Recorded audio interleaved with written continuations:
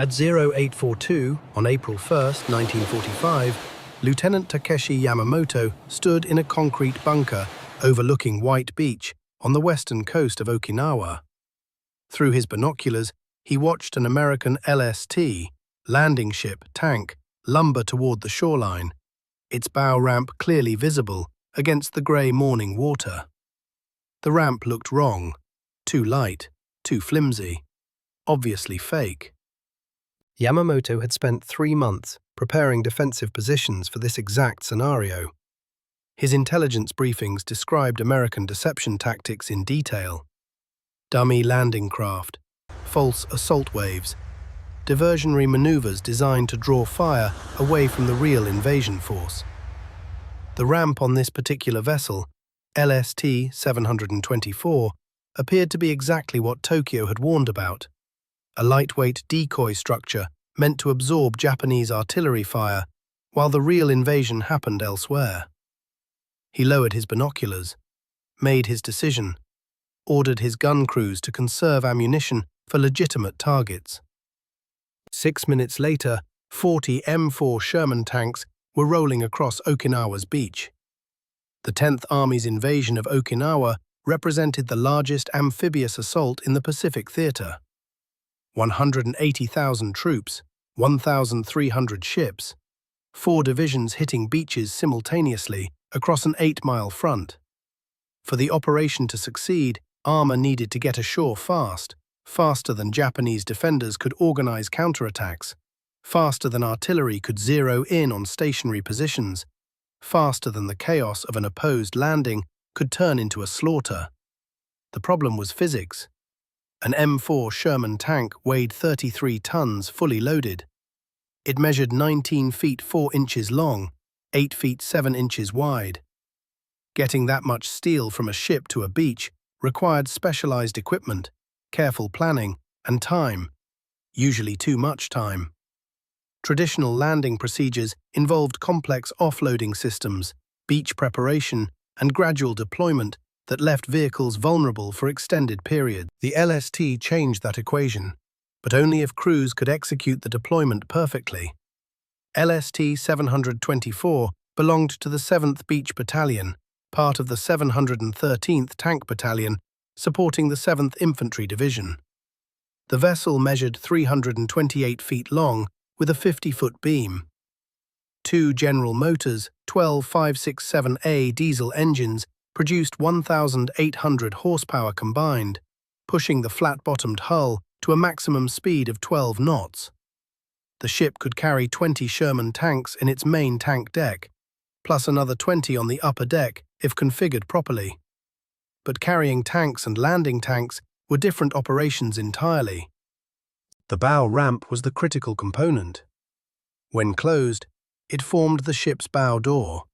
2 massive steel panels hinged at the top, sealed at the waterline, creating a watertight barrier that allowed the vessel to cross open ocean. When opened, those panels dropped forward and down, creating a 14-foot wide exit ramp from the tank deck directly onto the beach. In theory, the system had to work flawlessly. If the ramp deployed too early, water flooded the tank deck. If it deployed too late, the ship grounded too far offshore, leaving tanks to drive through deep water where engines stalled and crews drowned. If the ramp's hydraulic systems failed under combat damage, 40 tanks remained trapped inside a stationary target. Lieutenant Commander Robert Hayes commanded LST 724. At 08:35, 7 minutes before beaching, his ship approached Okinawa's western shoreline at 8 knots. The beach gradient indicated solid sand with minimal obstacles. Tide tables showed sufficient depth. Weather conditions were acceptable. Wind 8 miles per hour from the southeast, waves under 2 feet, visibility 4 miles. Japanese coastal defense batteries remained silent. No artillery fire. No machine gun tracers. Nothing. Hayes had expected resistance. The intelligence briefings predicted heavy opposition at the waterline, exactly where LSTs were most vulnerable. The silence felt wrong, but his orders were clear. beach the ship, deploy armor, extract immediately. At 0840, LST 724's bow touched sand. The ship's engines reversed, driving the flat hull firmly onto the beach. The bow sat 3 feet above the waterline, perfect positioning. Hayes gave the command.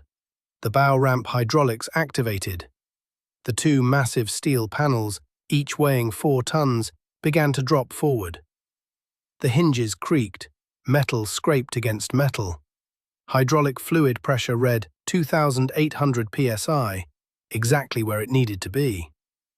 The panels descended smoothly, steadily, taking 18 seconds to transition from vertical barrier to horizontal bridge. The ramp hit the sand with a metallic boom that echoed across the beach.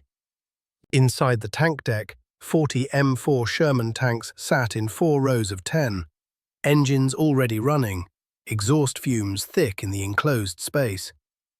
The lead tank belonged to Lieutenant James Parker, 713th Tank Battalion.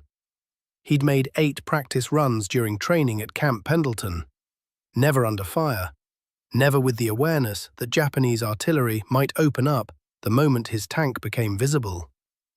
Parker's driver, Sergeant Ed Morrison, had the tank in first gear, clutch engaged, waiting for the signal. The moment the ramp hit the beach, Parker gave the order over the intercom. "Move out!" Morrison released the clutch.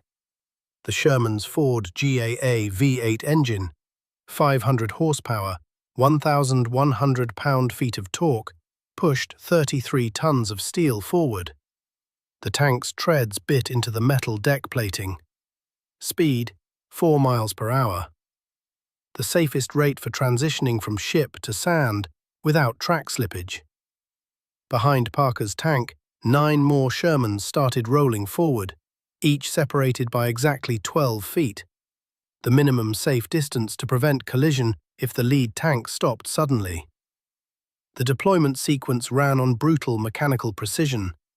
Each tank required 18 seconds to traverse the ramp. The moment one tank cleared the ramp's end, the next began its descent.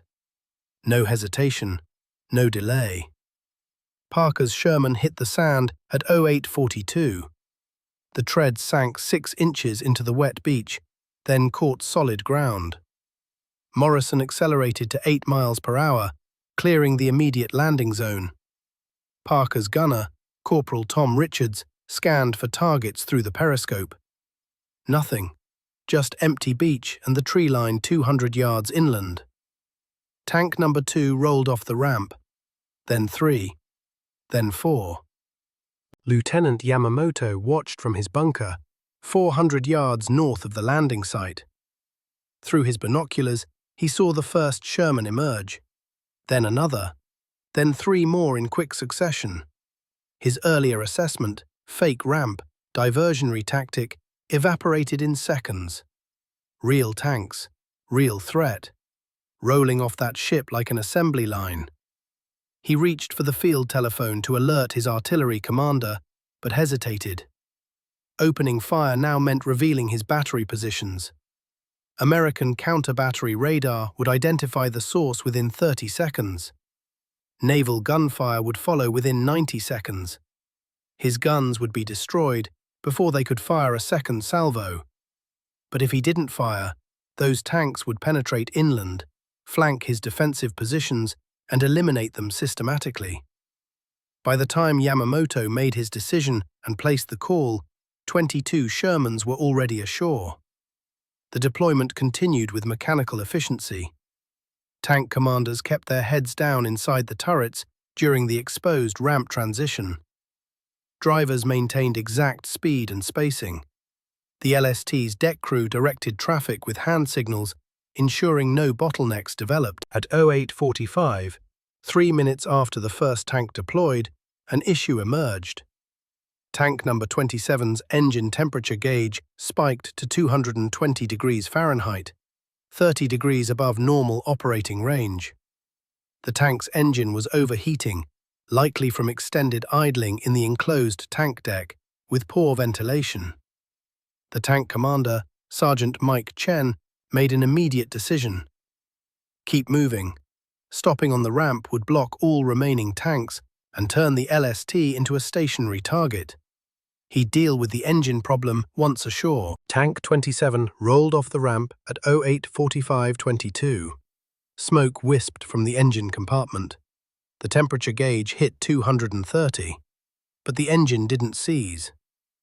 Chen cleared the ramp, moved 50 yards inland, then shut down to let the engine cool. Behind him, tanks 28 through 40 continued their deployment without interruption. At 08:47:43, Japanese artillery finally opened fire. Three 75mm Type 90 field guns, positioned 800 yards inland, began shelling the beach. The first salvo landed 30 yards short of LST 724's stern, sending up geysers of sand and spray.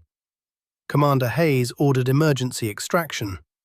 The ship's engines revved to maximum power, attempting to pull the bow off the sand. But LST 724 weighed 4,080 tons fully loaded, and beach extraction required careful timing with the tide. The vessel didn't budge. Tank 38 was halfway down the ramp when the second artillery salvo hit.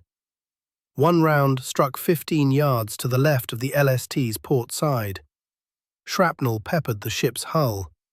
Another round landed directly in front of the ramp, creating a 4-foot crater. The tank driver, Private Danny Torres, didn't stop. He drove straight through the crater, the Sherman's suspension compressing hard as the treads dropped into the hole, then surging forward as they climbed out the other side. The tank emerged intact, accelerating to clear the kill zone. Tanks 39 and 40 deployed through the same crater, each driver following the exact path Torres had carved through the sand. At 08:48:17, 6 minutes and 35 seconds after the bow ramp hit the beach, the last Sherman tank rolled off LST 724. 40 tanks, all operational, all ashore. Commander Hayes's extraction crew had already retracted the bow ramp during the final 2 tank deployments. The moment Tank 40 cleared, the ramp hydraulics lifted the 8-ton steel panels back into vertical position. The bow doors sealed, the ship's engines strained at full reverse power. At 08:48:51, LST 724 pulled free from the sand. Japanese artillery continued firing, but the shells were landing behind the now moving vessel. Hayes steered LST 724 back out to sea, mission complete. On the beach, Lieutenant Parker's tank company was already 300 yards inland, spreading into assault formation. The rapid deployment, 40 tanks in just over 6 minutes, gave them a critical operational window. Japanese defensive positions hadn't had time to organize coordinated resistance. By the time artillery began firing effectively, the armor was dispersed and moving, no longer concentrated in the vulnerable beach zone. The tanks pushed toward their first objective, the Yontan airfield, 2 miles north. Parker's after-action report, filed 3 days later, noted the deployment efficiency with clinical precision. Tank company deployed from LST 724 in 6 minutes 35 seconds. All vehicles operational upon reaching assembly area. 0 casualties during landing phase. Rapid deployment critical to mission success. What the report didn't capture was the Japanese intelligence failure that made the deployment possible. Lieutenant Yamamoto's assumption that the LST's bow ramp was a decoy cost Japanese defenders those first critical 6 minutes.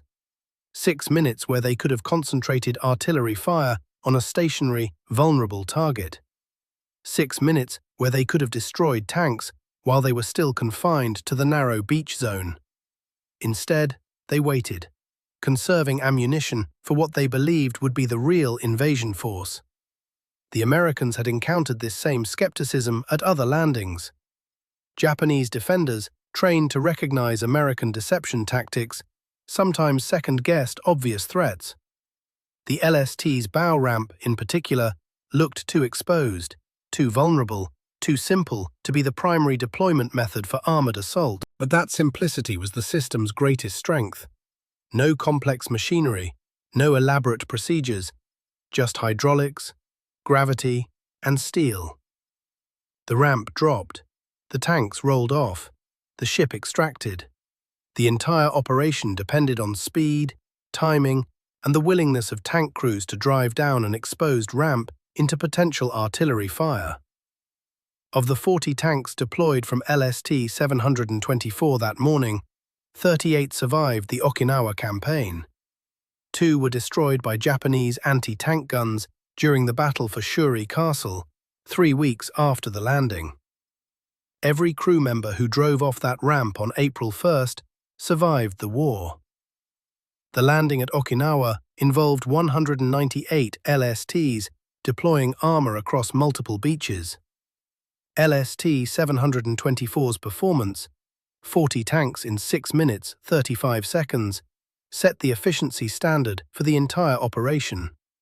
Other LSTs matched or exceeded that deployment speed throughout the day, putting over 700 tanks ashore in the first wave. The Japanese defensive plan for Okinawa anticipated concentrated armor landings, but assumed much slower deployment rates. Their artillery targeting protocols allocated 15 to 20 minutes to engage landing craft during the vulnerable offloading phase. When American tanks began rolling ashore in less than 7 minutes per vessel, those protocols became obsolete. The LST's bow ramp, that apparently flimsy, obviously vulnerable steel panel, changed amphibious warfare's fundamental calculus. It compressed the most dangerous phase of an invasion, the transition from sea to land, into a window so narrow that defenders couldn't effectively respond. Lieutenant Yamamoto survived the Okinawa campaign and was captured by American forces on June 18, 1945. During post-war interviews, he described watching LST 724's deployment with specific clarity. The moment he realized his error, he said, was seeing the third tank emerge. Not a decoy, not a diversion, the real assault. By then, it was already too late.